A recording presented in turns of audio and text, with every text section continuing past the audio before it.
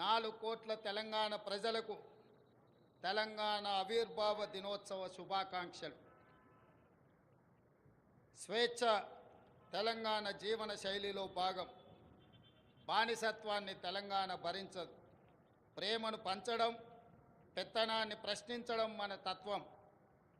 ఆకలినైనా భరిస్తాం కానీ స్వేచ్ఛను హరిస్తే సహించం. దాశరథి చెప్పినట్టు తెలంగాణ అమాయకపు నెరజానే కానీ అన్యాయం జరిగితే తిరగబడే నైజం కూడా మనలో ఉంది. సంక్షేమం ముసుగులో ప్రజాస్వామ్యాన్ని చెరబట్టాలని చూస్తే తెలంగాణ భరించదు. ప్రాంతేతరుడు ద్రోహం చేస్తే పొలిమేరల వరకు తరిమి కొడతాం.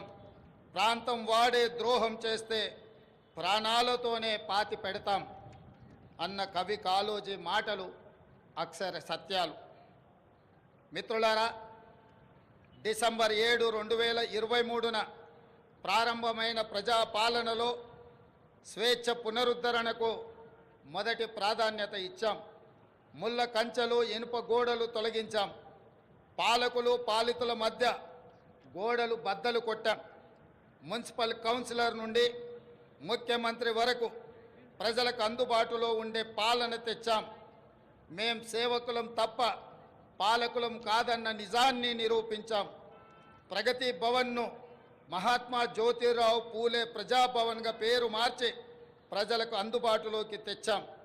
అక్కడ ప్రతి మంగళ శుక్రవారాల్లో ప్రజావాణి కార్యక్రమాన్ని నిర్వహిస్తున్నాం.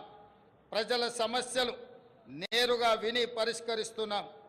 ఆనాడు సచివాలయంలోకి ఈరోజు సామాన్యుడు కూడా రాగలిగే పరిస్థితి తెచ్చాం.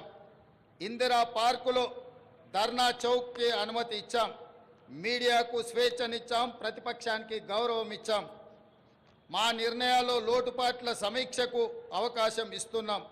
తప్పులు జరిగితే సరిదిద్దుకోవడానికి సిద్ధంగా ఉన్నాం. మేమే సర్వజ్ఞానులం అన్న భ్రమలు మాకు లేవు. అందరి సలహాలను సూచనలను స్వీకరించి చర్చించి ముందుకు వెళుతున్నాం. ప్రజలకు స్వేచ్ఛ, సామాజిక న్యాయం, సమాన అవకాశాలు ఇవ్వాలన్నది మా ప్రభుత్వం యొక్క ప్రాధాన్యత.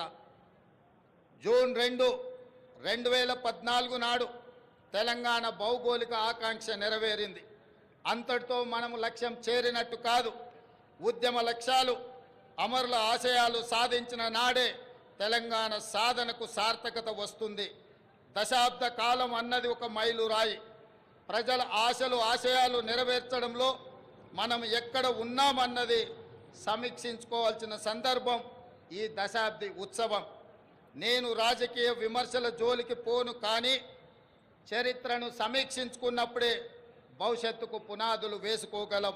తప్పప్పులను గుర్తించి దిద్దుబాటు చేసుకోవడం విఘ్నుల యొక్క లక్షణం.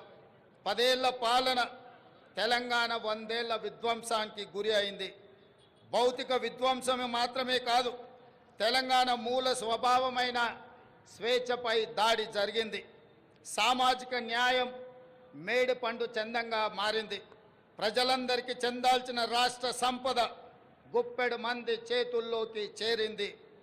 తెలంగాణ సంస్కృతి, సాంప్రదాయాలు విధ్వంసానికి గురయ్యాయి. ఆర్థిక విధ్వంసం సంగతి చెప్పనక్కరలేదు. ఇదంతా గతం. ప్రజల కోసం, ప్రజల చేత ఎన్నుకోబడి